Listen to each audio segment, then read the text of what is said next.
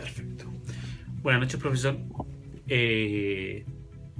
Con respecto al examen oral, me salieron dos preguntas que tienen que ver con el ambiente de control interno.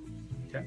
Bueno, la pregunta número 1 dice: explique con lenguaje técnico los 5 componentes del control interno y para cada uno de los casos indique un ejemplo práctico que se aplica en las organizaciones o empresas.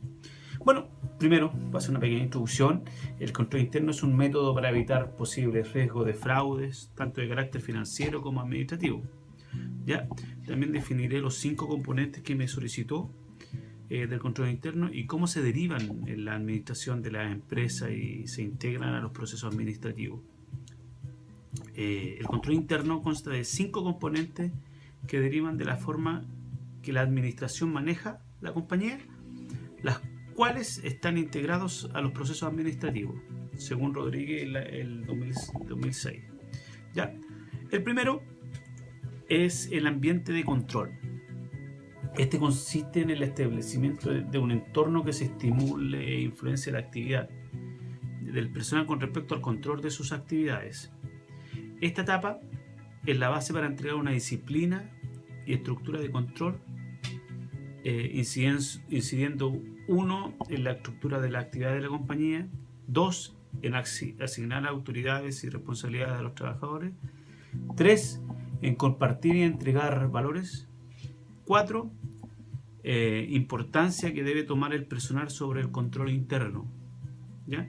Un ejemplo, podríamos decir que la manera en que la dirección asigna autoridad y las responsabilidades y organiza y desarrolla profesionalmente a sus empleadores y la atención y orientación que proporciona el consejo de administración, todo esto dentro de un entorno y un ambiente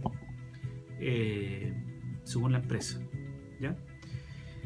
El otro componente, vamos a decir letra B, o número 2, el otro componente es la evaluación de riesgo. ¿Ya? Este corresponde a la identificación y análisis de los riesgos que tienen relevancia con los logros de los objetivos. Es la base para determinar la manera en que estos riesgos se deben mejorar en todos los posibles riesgos que amenazan el cumplimiento normal de los objetivos planteados. Para entender aquí un ejemplo, podemos dar la evaluación del riesgo tiene un carácter preventivo y se debe convertir en la parte natural del proceso de planificación de la empresa. O sea, aquí donde podríamos decir todo lo que tenga que ver con una evaluación de riesgo para ver todo lo que pueda producirse. O sea, es todo lo preventivo que todo lo preventivo para que no existan riesgos. ¿Ya? O sea, lo preventivo tiene que ser algo natural en los procesos de planificación. ¿Ya? Para no caerse. Bueno, la letra C o el número 3 son las actividades de control. Bueno, todas estas actividades de control son todas aquellas que realizan los trabajadores de las compañías u organizaciones para cumplir en forma diaria con todos los controles asignados. Estas actividades se expresan en políticas y procedimientos internos, protocolos como se les dice. ¿Ya? Las actividades de control pueden ser manuales, computarizadas, administrativas o de otra manera establecida, siendo relevante el hecho de que apunten a los riesgos de carácter real o potencial. Por ejemplo, un proceso de aprobación que requiera firmas diferentes puede ser no tan eficaz como un proceso que requiera una o 2 firmas autorizadas por funcionario. Me explico. No es lo mismo un control que 2 controles. Ahí está la cosa. Como dice el dicho, es preferible que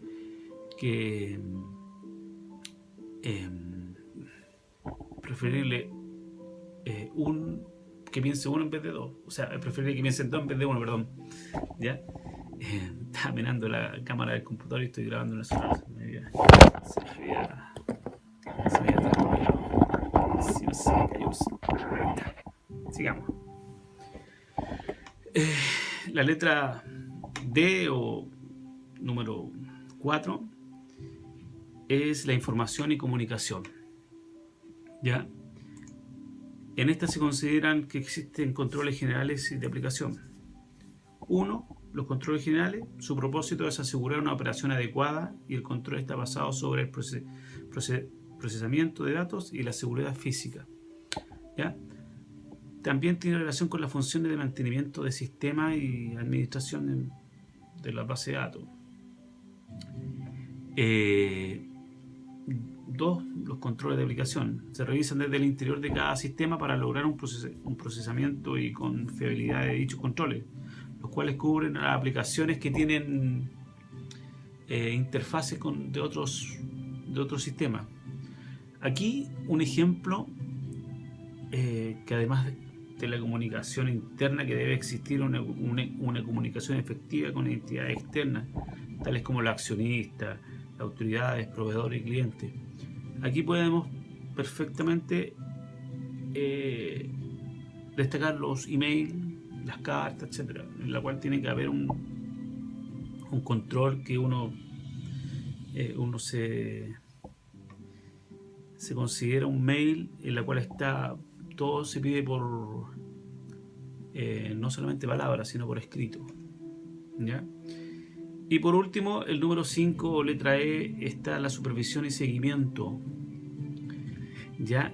Los sistemas de control se desarrollan para funcionar en determinadas circunstancias, considerando los objetivos y riesgos inherentes al control, ¿cierto? Sin embargo, dado que las condiciones evolucionan y cambian por temas internos y externos, en ocasiones los controles pierden su eficiencia, ¿ya? O se dejan de estar, se podría decir.